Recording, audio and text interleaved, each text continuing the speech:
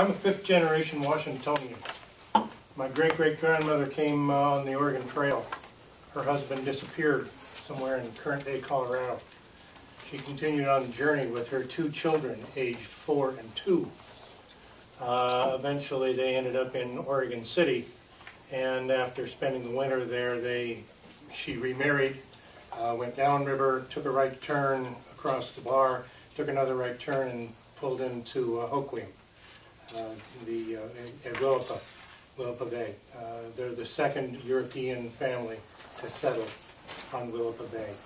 We cut down a lot of trees, my family did. I was born and raised in Seattle. My wife I met in Ellensburg. She's a bomber. No, she doesn't glow in the dark. We lived here for 3 years in the early 70s, went back up to Seattle for a while, but knowing we'd always come back down here to retire because the sun shines here. We came back down here in 2006. I've been serving on the Richland Arts Commission for nearly 5 years. Recently resigned from that position.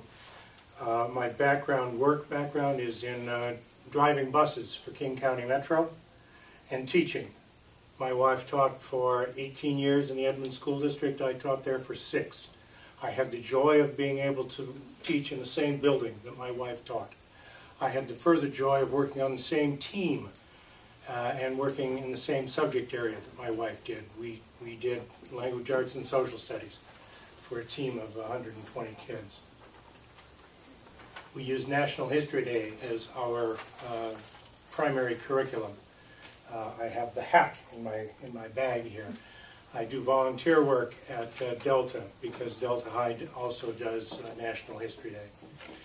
My areas of concern are education, primarily, but also of equality and power.